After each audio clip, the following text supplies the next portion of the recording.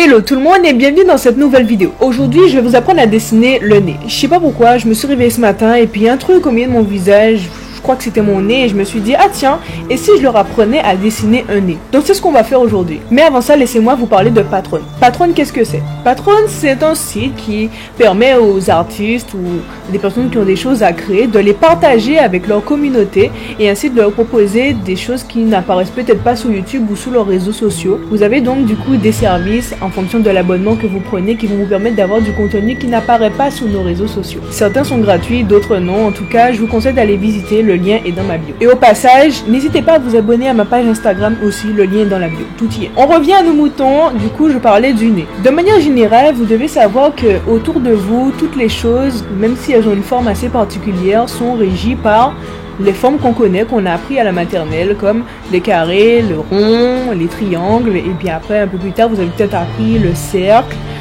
les prismes, tout ce qui est, voilà, les formes de manière générale. Donc, quand vous dessinez quelque chose, dites-vous que si vous ne savez pas comment le dessiner, regardez attentivement ce que vous voulez dessiner et puis essayez de repérer les formes caractéristiques de votre modèle. On reprend le nez. Directement, il ressemble un peu à un triangle déjà dès le début.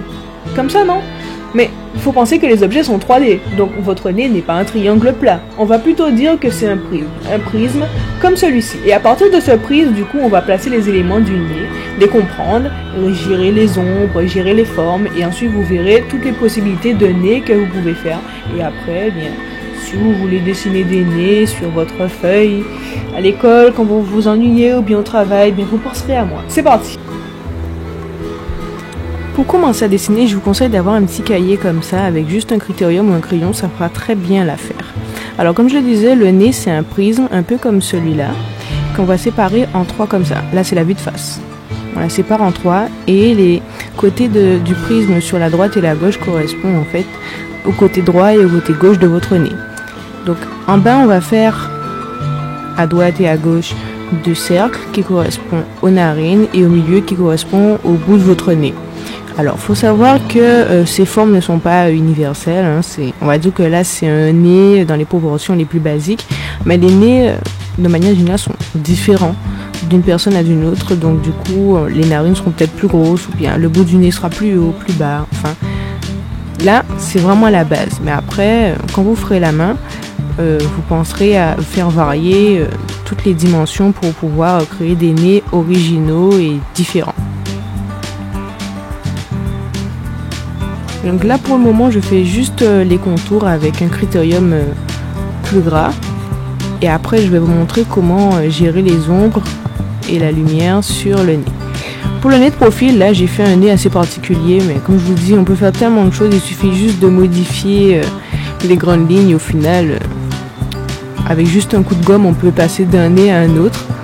Pour la vue de 3/4, c'est la vue que je préfère. En fait, c'est un mélange entre la vue de face et la vue de profil. Mais ça reste toujours un prisme où on aura toujours les mêmes éléments, c'est-à-dire les narines symbolisées par des cercles. On a toujours l'arête du nez qu'on divise en trois à peu près. Et bien sûr, le bout du nez. Donc, ça donne à peu près quelque chose comme ça. Mais comme je vous dis, on aurait pu aussi bien faire une narine, les narines par exemple plus basses ou plus hautes. Tout dépend. Essayez de prendre des modèles sur internet de personnes lambda, et puis essayez de représenter leur nez en utilisant cette méthode, et vous verrez qu'on a toujours les mêmes éléments mais proportionnés différemment et puis positionnés différemment aussi. Pour ce qui est du jeu de lumière, on va supposer que la lumière elle vient de là où je marque avec la flèche, et du coup la lumière elle est à peu près comme ça, et les ombres sont comme ça au niveau du nez.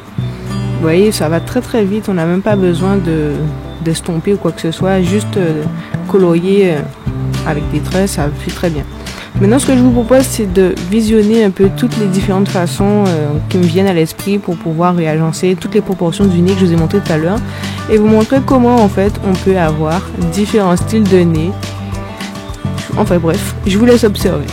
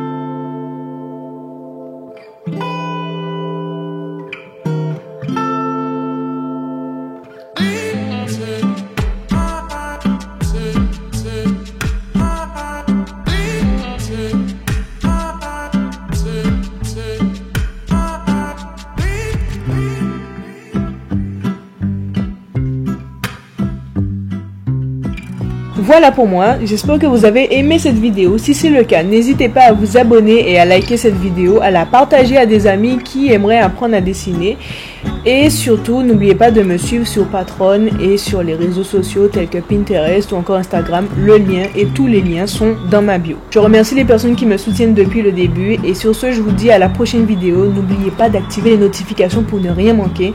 Et sur ce, je vous dis ciao. Et n'oubliez pas, le dessin c'est la base de tout.